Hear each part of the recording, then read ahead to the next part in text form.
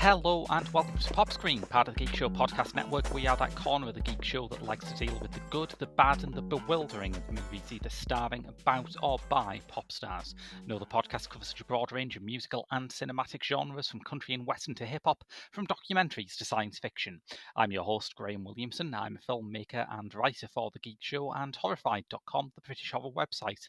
I've been joined this week by Rob Simpson. Hello there. Hello, Rob. Where can people find you?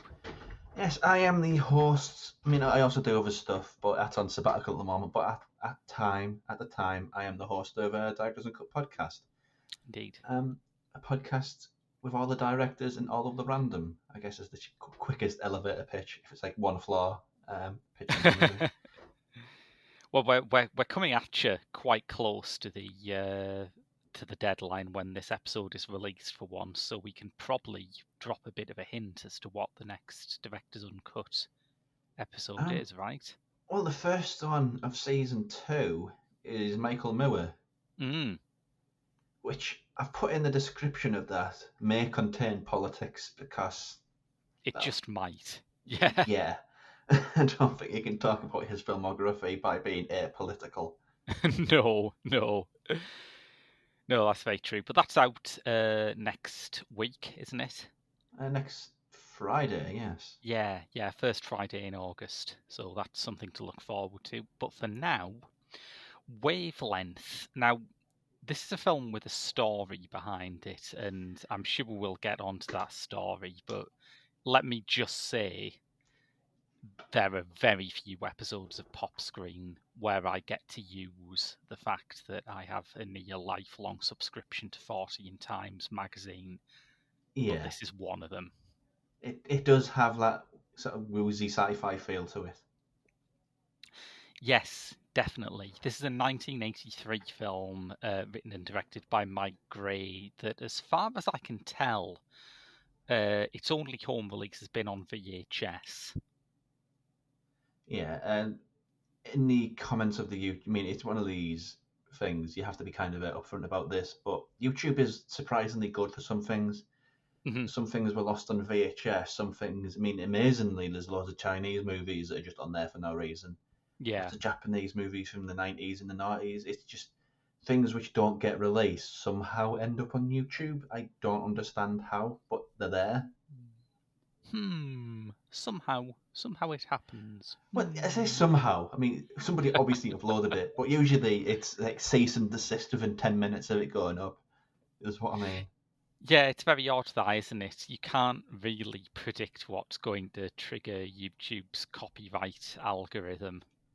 Yeah, I mean, I use like little bits of trailers in mine, and YouTube starts throwing all sorts of warnings at me, so I don't get how they can do a movie. No problems. Clearly, you should respect copyright by putting up a whole actual film rather than just the trailer, I guess. Or to play into the Fortean theme, when you put the image from right to left instead of left to right, so you sort of flop it. Oh, yeah. You should do that with the audio too, so it plays backwards and in reverse, all the trailers. But as everyone knows, as soon as you reverse audio, whatever you were saying the right way round, as soon as you reverse it, it just becomes a message telling people to kill their parents and worship Satan. That's the one lesson we learned from the 70s and 80s. Yeah, it's very appropriate that we're talking about paranoia, because this is a very paranoid film. It opens with this absolutely golden tracking shot into a sort of an iron lung, I guess it would be. It's the closest parallel. I mean, it's one of these things on YouTube, you get like 360p prints, and at first I thought, is that a speaker? Yeah. No. And yeah, an iron lung is probably the best example of what it is. And it has a mysterious bald humanoid inside it, and immediately I'm on edge because of when we're recording this. The first thing I think is Sajid Javid, but it may be even Oh more no. bewildering than that. I don't think it is, Graham. Yes, quite right. These things can heal people. But this gives you a taste of the first pop music connection that the film has, which is this amazing Tangerine Dream score. Yes. I never even knew this thing existed. So find a new Tangerine score, Tangerine Dream score. There's a tongue twister, I imagined. I don't know how that happened, but yeah, I was told by my dad when I was very young that horror movies aren't scary. It's all about the atmosphere made by music, and I don't think there's anybody who really sort of imposed their will on a movie as much as Tangerine Dream did. What would be the movies that you most associate them with? Because they've done so many that I think everyone will have a different answer to Oh this. well, it's difficult to say because you say there's a line, isn't there? Because there's Tangerine Dream and then they're separated, and then I think it was the lead from them also did Scars on the Run, which also were very very Oh, similar to Tangerine Dream. okay. So I could say something and I completely put my foot in my mouth and say, "Oh no, that's not." And then somebody in the comments says, "That's not Tangerine Dream. What are you talking about? You're completely wrong." Right. Yeah, let's say your favorite score featuring someone from Tangerine Dream, perhaps. Um, it's got to be the Italian work they did, really, with Okay. Argento especially, because I think they did they do Inferno. I feel like they did Inferno. No, that was I think that was Rick Wakeman who did Inferno. It was a very Tangerine Dream-esque score. I might be wrong. I'm going to check that. People think that John Carpenter did the scores to all of his own movies, but he didn't do it for The Thing. Ennio Morricone did that, and he did Mm. possibly the best John Carpenter score ever. Because come on, Oh, it's it's Ennio, fantastic. Yeah. it's Ennio. But Yeah, there's it's all Keith sorts of things Emerson. like that. So Oh, it's oh Keith yes, Emerson that's who it. did Yeah. the Inferno score, which is wild because Hmm. Emerson, Lake and Palmer are not a good band, but that is a good No, score. no. Maybe if you separate them, it's okay. I suppose that it sort of makes sense in that Inferno is a very scary film, and nothing gets my fear glands going than thinking I'm about to listen to Emerson, Lake and Palmer. Well, I don't know. It could be the news is playing that one song that got number 2 in the Eurovision again, and it's just like a cat getting trapped in some part of the furniture, and it's like, do you have to play it all the time, news? Or I just no, stop it! You're torturing me. That song has made us almost kind of the technical winners of Eurovision, and that's the best we're going to get. I hate it so much, Graham. I'm sorry. For me, when I think of Tangerine Dream, there's two themes that come to mind. There's Sorcerer, which is a Oh yes. fantastic score, so good. And the other one is Michael Mann's The Keep, which is, I mean, Well, that's also a very hard film to find these days. I think that's by design. Though I think Michael Mann has effectively disowned it because he hates it. I think that there's a certain degree of sense to that. Like, it was supposed to be literally twice as long as it actually is. That's not me exaggerating. It was a 3-hour initial cut and it's 90 Hmm. minutes, and it makes no sense at all. Well, I never did as much as I thought I did. I remember the score that he did for Faith. That's a good score, and that's a great Oh, movie as well. yeah.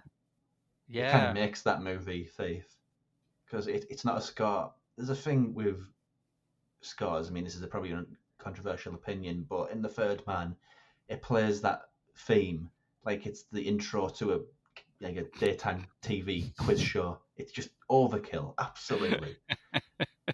And in Thief, they know when to use it and when not to use it. And I think, Yeah.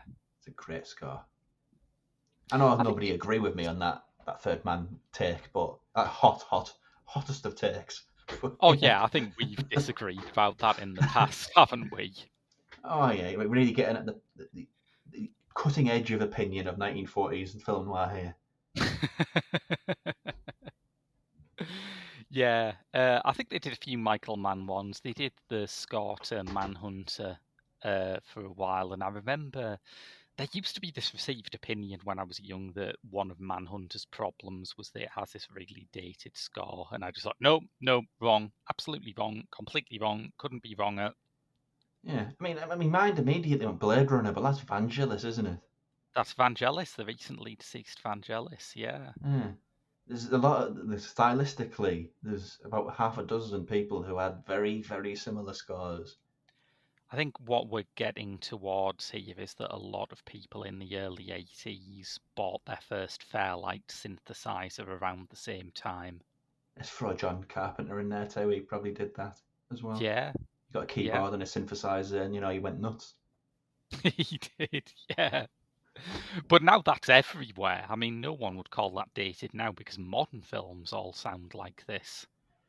Yeah, I mean, just looking at the Wikipedia, apparently Tangerine Dream did a bit of score for Stranger Things, so That is, yeah, that's on brand. yeah, so take from that what you will. But this is a gorgeous score. It's made up largely, it must be said, of well, I'm not sure whether it's excerpts from other albums, actually. I'm not sure whether some of these albums were released There's an before album or of it, after. yeah. Whether it's a compilation or not, I'm not sure, but there is an album for Wavelength Right. released.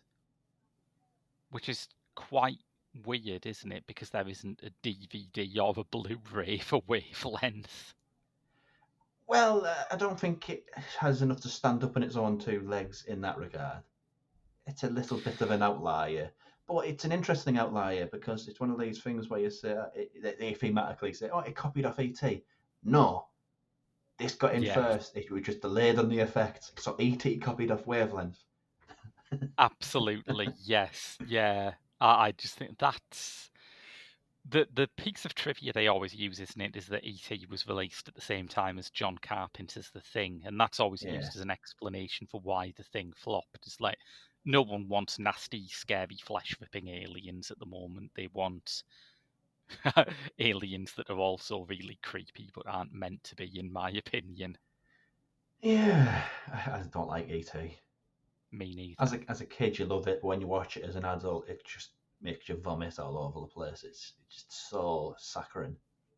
I found it. I just found the creature really creepy as a kid. I thought it was horrific, and yeah, it's the main reason why it took me a long time to really start to appreciate Spielberg. I'm a bit of a late Spielberg defender now, but it took me some time.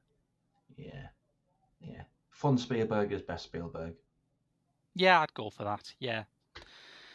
But in terms of Wavelength, you're right. It came out after ET, but only because the effects work was delayed for so long. And I don't know, it feels interestingly off zeitgeist for the early 80s, doesn't it? The early 80s I've Oh always yeah. remembered as this very optimistic time, at least in America, and this isn't Yeah. quite that. This has sort of the feel of no, it's not 70s horror by any means or any stretch of the imagination, but when you compare 80s horror to 70s horror, 80s is all day glow and over the top and excessive, Yeah. whereas 70s is more tonal and interesting in concept and ideas led. And this is that. It's kind of woozy, off kilter sci-fi, Yeah, I which definitely agree. I don't think I can really think of a comparison point, but yeah, that's how I would characterize it.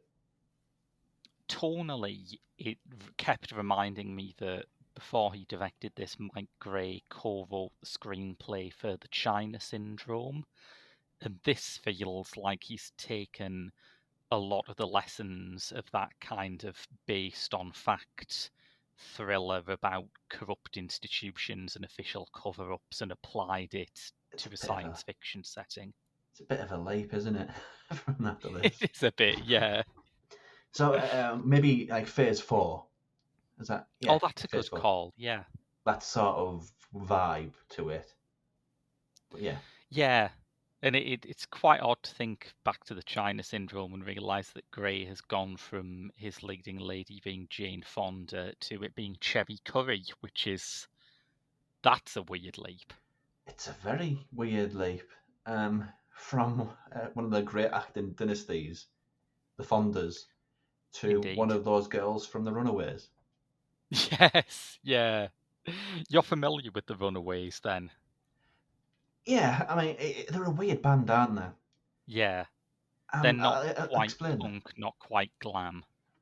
Yeah, very punk in ethos. Little bit of Definitely. punk in sound as well. But they're a band that aren't so much known for the music; they're known for the story, and I think that Yeah, I would is agree. doing Yeah. them a huge disservice because they were like teenage girls who were playing their own instruments and writing their own songs, and they were very good at it. Oh yeah, and I mean, there's famously two Runaways songs, "Bad Reputation" and "Cherry Bomb," that basically everyone knows, and those songs still sound absolutely fantastic today. Oh yes, entirely. But the story of the band is much darker. It's like but maybe we won't go into it too much because there is a biopic of them by what was her name? She does every music video where someone starts messing with the frame rate. That's her thing. I completely forget her name. But she did a film about the Runaways, and I think that there are some films where you can sort of tell the story by the casting, and it's like in the Runaways, Oh, Kristen Stewart played Floria? Oh, go away, Floria pop up. Sigismondi. That's Yeah, it. he was quicker than the pop up going away. Well done, Graham. Yeah, she's done tons of music videos, but not that many films. And the Runaways had Kristen Stewart as Joan Jett, Michael Shannon as their manager, Kim Fowley, and Dakota Fanning as Cherie Currie. And you think, all right, I can sort of figure out the film's take on these people from that casting, right? Yeah, it's just the hot young things of the time. That's who they cast it at in 2010, I think that is. I There's think no there's a kind of, nuance there. There's no yeah, challenge. It's not quite as bad as what was it called, where the straight washed Bohemian Rhapsody, where the straight washed Freddie Mercury, where there's no reference or all right, acknowledgement of him yeah. being gay whatsoever. It's not quite as weird a take of history as that, but still, it's a bit safe. Maybe a bit, yeah. I mean, there was a bit of attention at the time given to the fact that that was one of Dakota Fanning's first post-child star roles, and because Cherie Currie's stage wear was like lingerie and stuff like that, there were a lot of people who were a bit squeamish about that. But that's pretty accurate because Cherie Currie was 15 when she joined the Runaways, and it Young as that. was Wow. not and there were eyebrows raised over it even back in the 70s. And the 70s had no standards for anything whatsoever. The 70s, the decade where, correct me if I'm wrong, everyone was a paedophile. That was the tenet of the 70s. Yeah. That was the 70s gimmick. Yeah. Yes. It was just a time when people decided to sit down and think, yeah, that's our thing. Yes. Yeah. Wow. We should reverse up out of this conversational cul-de-sac as fast as possible. Yes. But yeah, the Runaways are. I mean, I didn't realize that what made them was the success in Japan, and that's such a weird thing throughout history of how good they are adopting these outsider bands and really Completely. championing them. Because they were, even as teenagers, they had great stage presence. Joan Jett's gone on to influence so many people. She's got that level of rock star where people are influenced that even though they don't realize it, they're influenced by the people she's influenced by, and very few people achieve that, honestly. Yeah, absolutely agree. I mean, there are people who were in that band like Joan Jett, like Cherie Currie, like Lita Ford, whose subsequent careers have, I think, vindicated that band and made all of the naysayers look really silly and sexist. Probably because they weren't they? To be fair. Probably because they were, yeah. That was one of the 70s other things, wasn't it? Yeah, it's sexist and racist. They were pretty good at that too. Yeah. So Cherie Currie it's not her first role in this. She'd been in Foxes with Jodie Foster before this, but it's one of her early roles, and it's a pretty big role for her. She's co-lead with Robert Carradine. Can you call him a lead though? Because it's kind of very weird as far as character positions. Because they start off and it's two people. He's a musician. Oh my god, how many times they reference the fact that he's a musician? It's like every 5 minutes. I'm a musician. I like writing music. Where's my harmonica? Oh, behave. It's so bad. But then it goes to like this military base, and it's with them for ages. And as far as movies about aliens and military bases, this is quite low key. There's no like harvesting of anything at all. It's quite calm, honestly. Yeah. It's at this very early stage in that kind of alien conspiracy mythos where you can see the shape of what you would get in stuff like The X-Files and Men in Black later, but a lot of it hasn't coalesced yet. There is an alien autopsy scene, and I cannot think of an earlier film or TV show that features an alien autopsy than this. You'd have to be a real expert and go right out into the reeds to find something earlier than this. Yeah. To know your onions. But after about half an hour, 45 minutes, then, she comes back and then she's sort of the co-lead again. It's sort of past the parcel with the lead role, really, isn't it? Yeah. Yeah, it's true. I must say I found my attention wandering a bit when it gets to the sort of military-heavy segments. I think Currie and Carradine they're likably weird leads, aren't they? I can't. Yeah. This is a Roger Corman production, and I cannot Oh, yeah, it imagine. shows. It really shows. I cannot imagine any studio deciding that their two leads are going to be a failing singer-songwriter and a sidekick. But there we go. That's Corman for you. Yeah, because it's weird what they do with her character. Because you'd think that's who they sold this on. Because what is this, 83? There were like the 70s. So yeah, I imagine there's still a lot of star appeal to her back then. Yeah, in that area. yeah. And she vanishes for great periods, and she's like tied up in this psychic contraption, having weird conversations with alien children. Yes, that's what she's detecting, isn't it? She keeps having these psychic flashes and strange messages, which are, I guess, incarnated by the Tangerine Dream score, which sounds like what would happen if Whale Song was written by Wendy Carlos. I'm sure that means something, Graham.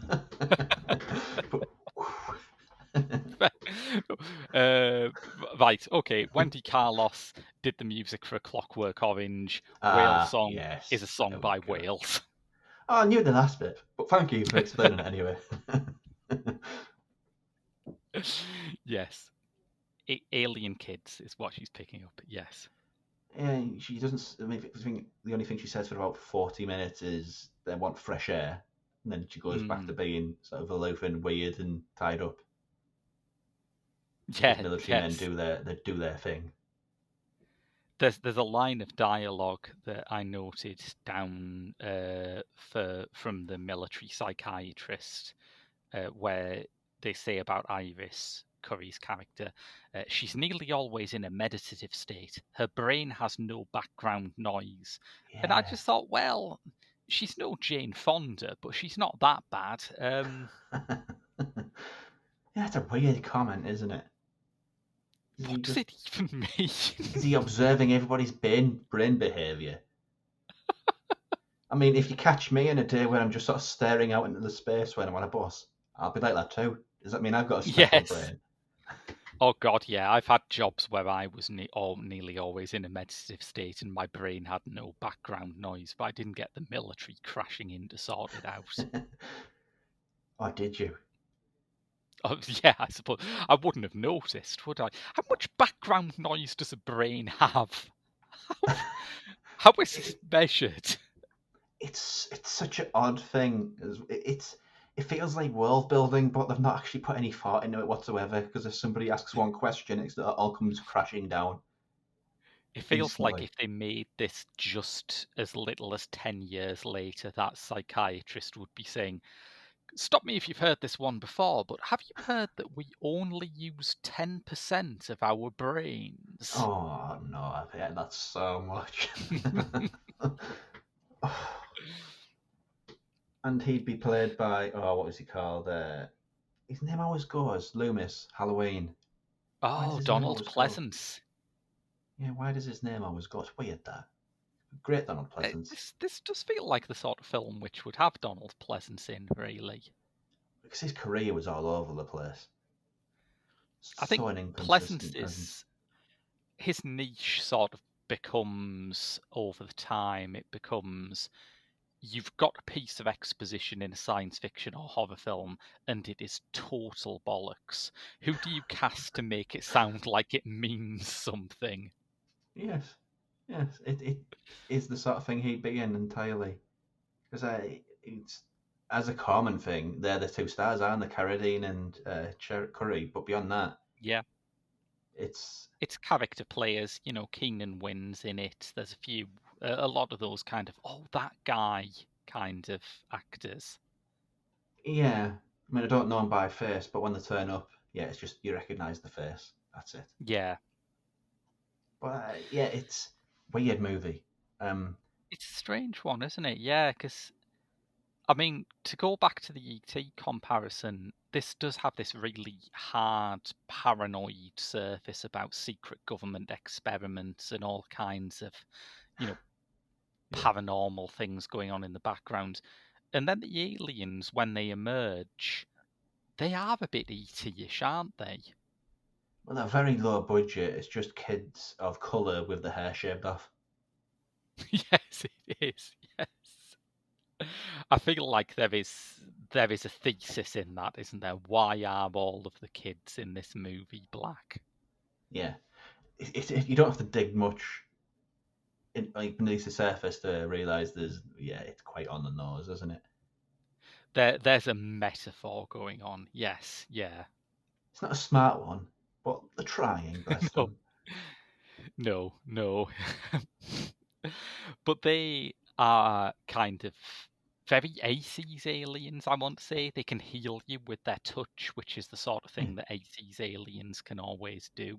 Reminded me of a Brother from Another Planet in that regard. That's Oh, yeah. a plot beat of that one.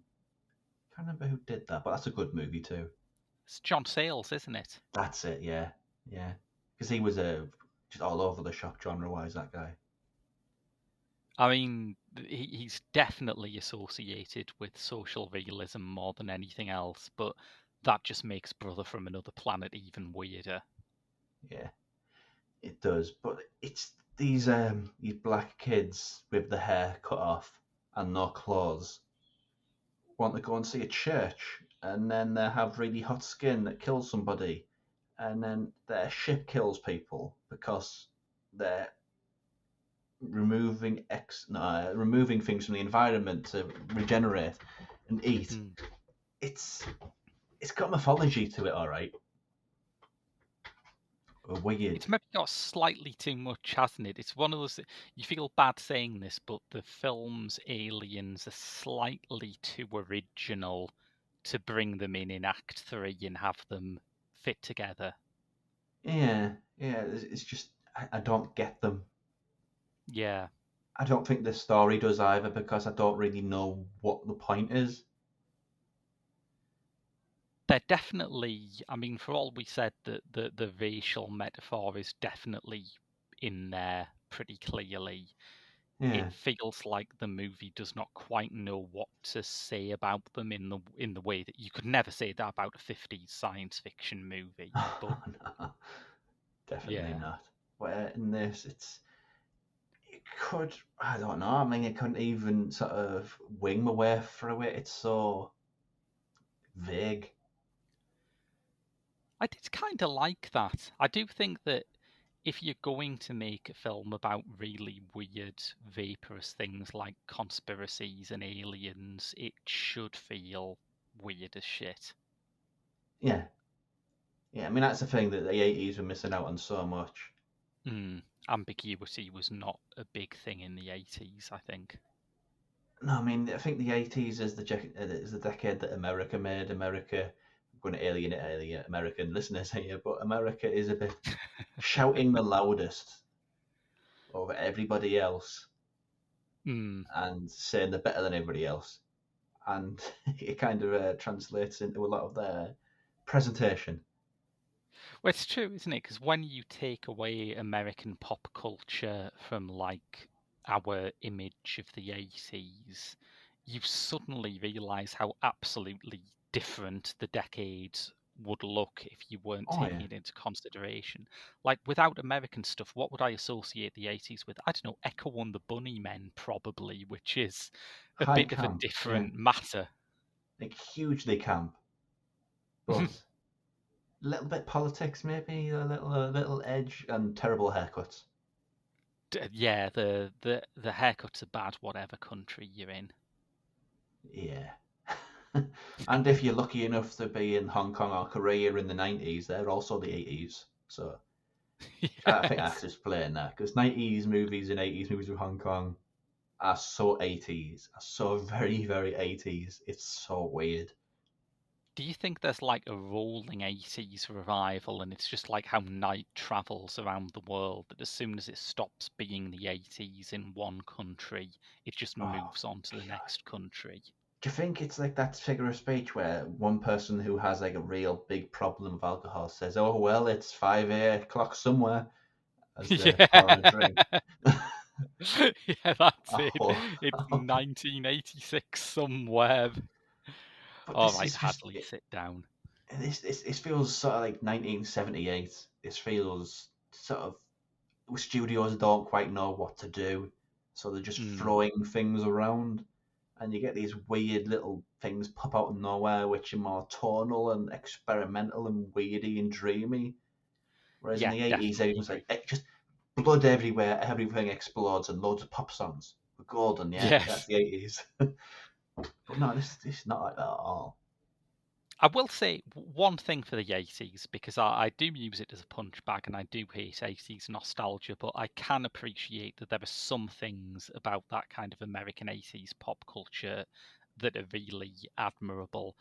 And I think the scenes in this where Cherie Currie and Robert Carradine are breaking and entering into the military base Yeah. are so 80s, and they have that authentic 80s sense of getting into mischief, getting into real Oh, trouble. I mean, I'll stand up for the 80s in one regard, where I think they're movies that America made for kids, for teenagers, Mm, have never been as good as they were since then. yeah, Like the 80s was like primo teen movie sort of real estate. Since then, they've gave up.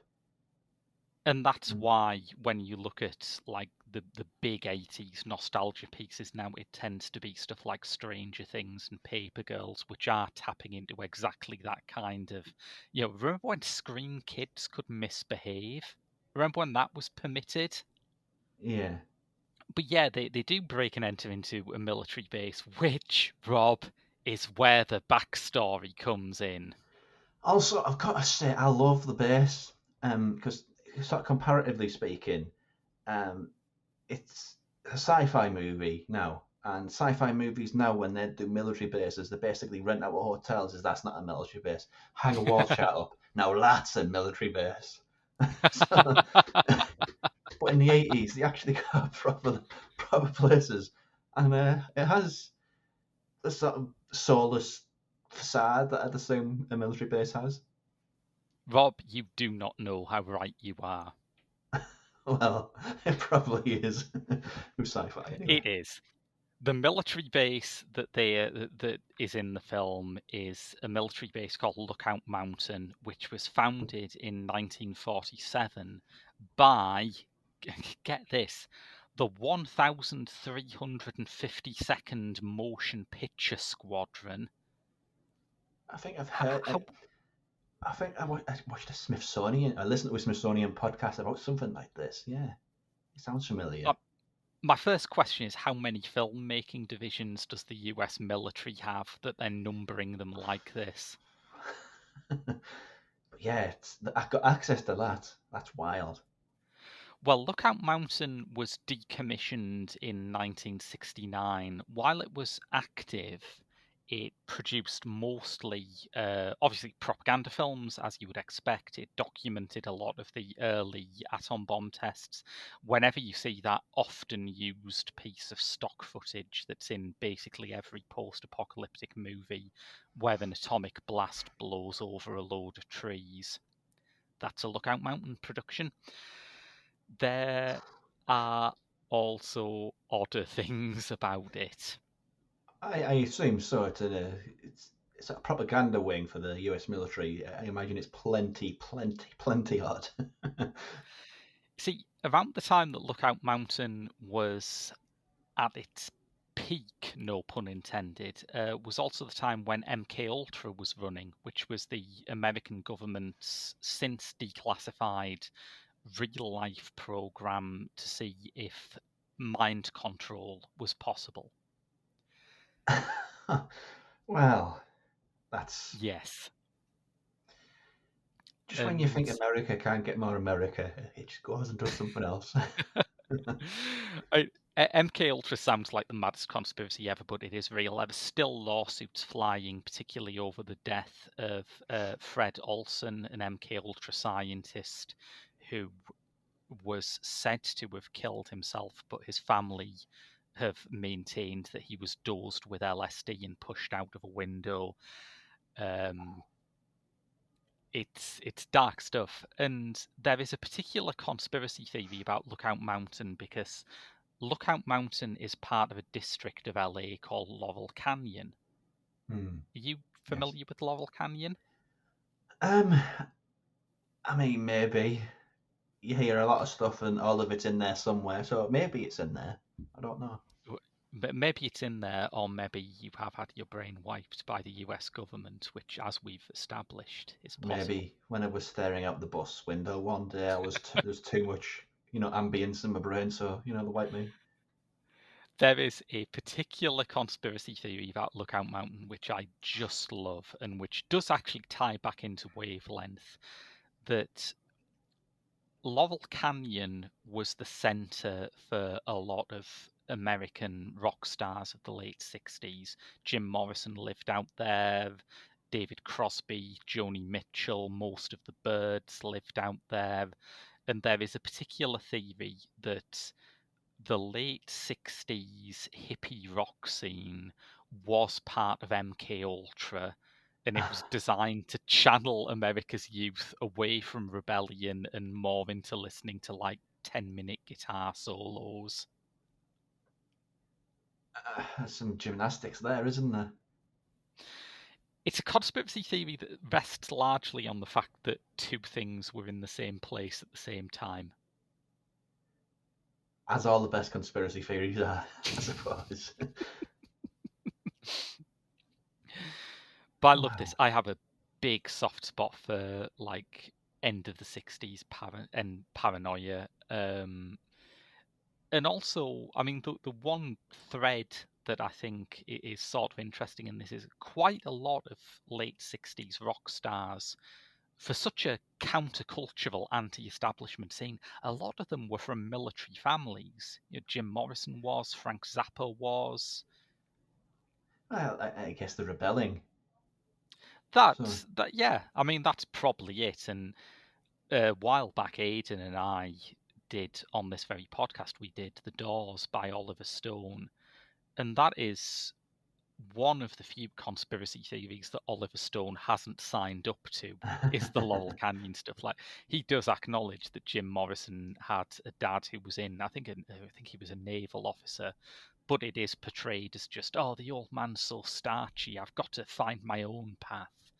There's no suspicion that Jim Morrison might be part of a plot to make America's young people more apathetic and boring. Well, it certainly worked for a bit, but they hit hard out of the 60s, didn't they?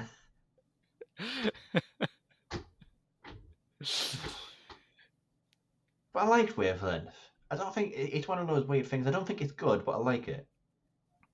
I think that there are parts of it that are really endearing, and there are parts of it where you want to cut it a bit of slack because, once again, we were watching a VHS rip on YouTube, and Alexander Nevsky would look a bit crap if you were watching it under those conditions. Yeah, it would. I mean, even then, the budget, it's the fact that they've got access to Lookout Mountain gives it so much more production value, because outside of that, we're talking about a hillside with a hobo also apparently made Lookout Mountain. It's a thing. And then they're just out driving in the wilderness in the Badlands. Is that the Badlands? Desert Badlands, whatever you want to call it. There's no production value other than that. I mean, it's basically, here is a movie, we made it in a field. Also, Yes. oh look, we've got that bit over there with Lookout Mountain. That's cool. That was always Corman's genius, though, wasn't he? He was a master of spotting locations that would make his film look more expensive than it was. Yeah, I mean, what is it? Was it Tomb of Ligeia? He shot it in like an ancient British abbey, and it just makes it look so good. Like just incidental shots. Yeah. The one I always think of is Targets, where they'd made a horror film at some location with Boris Karloff, and they'd finished like 2 days before schedule. So just like, oh, we've still got Karloff and we've still got this location for a couple of days. Hey, Peter Bogdanovich, have you got a script that could fit that? Was that quick, really? Wow. It was just insane. And it's a great film, Targets, I think. And Peter Bogdanovich was a prodigious talent, so yeah. Why Yeah, not? he was on fire at that point. But yeah, there's a certain kind of genius to it, and I think that's on display here. But it gives it I don't know, it's a very, very small film, but that sort of expansive location, because we're talking about it's just loads of corridors, but it feels real. Yeah. It feels like a real military base, and there's so few films where you can say it feels like a real military base. And honestly, this is one of a very, very, very small amount I've ever seen. Yeah, really. I would say so. Yeah. Any other movie? Yeah. Independence Day. I don't know what they use as a military base there. It's just a warehouse, because apparently that's what military bases are, just warehouses. Yeah, it's true. Yeah. I was driving past a storage facility just after I watched this, and I did have a moment of thinking, I wonder if they've all got crashed UFOs in. They've got to, right? We've got to keep them somewhere. Yeah. I mean, bending the walls of the podcast a little bit, but Donald Trump basically all but admitted they exist. So, yeah. Yeah, and somewhere. Who could distrust something that Donald Trump says? I know, but he's the most trustworthy person in the world. Scout's honour. Again, I'm probably going to annoy people by saying that, and I'm really sorry. I think we can live without those listeners, Rob. They're all probably watching Newsmax about how Joe Biden used alien space lasers to steal the election. They don't care about us. They're not listening. That's fair and valid. Okay. There's some other interesting credits for Cherie Currie, but there's also some interesting credits for films that she wasn't in. Okay. She is one of those rock stars, and it does always seem to be rock stars who has a rich iconography of films that they didn't quite make it into. She was nearly in Explorers by Joe Dante. Oh, wow, really? That'd have been fun. Yeah. Yeah. She was replaced by Linda Blair in Savage Streets. That's not a movie with a great reputation, but okay. It's a The rape one that revenge one, that isn't it? If I remember I think it correctly. is, yeah, it's said to be very nasty. Uh, Probably better she never got that then. Yeah. Yeah, I would say so. Yeah, she'd yeah, having to cope with Kim Fowley is sordid enough for one life. Yeah. True. The one that I love, there was a whole subplot in the original cut of This Is Spinal Tap about a character played by Cherie Currie. Oh, that'd have been good. That I would mean, be I don't good. think it needs anything else. Spinal Tap's one of the all-time great comedies, but would have been nice to have It's a genuine rock star in its heart like that. Yeah. not least because we could do it on this show if it did. Technicalities, Graham. Smudge the But technicalities. You can do everything. there is a very tiny piece of evidence of the Cherie Currie plot in the finished film, because she was going to play the lead singer of an 80s synth pop band called The Doors, who were invited to support Spinal Tap. And the joke was that she gave almost all of the band STDs. And Okay. there are some scenes early on in Spinal Tap where David St. Hubbins and Nigel Tufnell have little scabs on their lips, which are totally unexplained in the final cut of the film. But that is the last piece of evidence of the Cherie Currie scenes. That's a fun bit of trivia. Yes. Yes, it is. I feel like I have failed to persuade you that Lookout Mountain is a place of great evil. It's funnier than it is evil. Let's be honest. Yes, but consider this. If Lookout Mountain does not have some kind of dark juju, if Lookout Mountain is not part of a government plot to make all our young people idiots, how can you explain the fact that it is now owned by Jared Leto? It all makes perfect sense. The stupidest man in America is owning that building. There we go. Sorry, Jared Leto and 30 Seconds to Mars fans. Please don't do any episodes about him. Oh, no. Please don't, Graham. There is a 30 Seconds to Mars documentary, which I only know about because the great Nathan Rabin reviewed it for The Dissolve when that wonderful site was up and running, and he sounded like he was about to break his computer in half. He was so angry with that movie. Oh, Jared Leto. Not a fan of quality method acting, Rob. If that's what you want to call it, sure. But yes, I think that about wraps it up for another week. So, Rob, just remind everyone where people can find you online. Well, you can find my podcast, Directors Uncut, wherever podcasts find you. It's just coming off its season break sabbatical. But to keep up with what I do, you can find me on Instagram and Twitter at UncutRobcast. That's ROBcast. And you'll get everything there.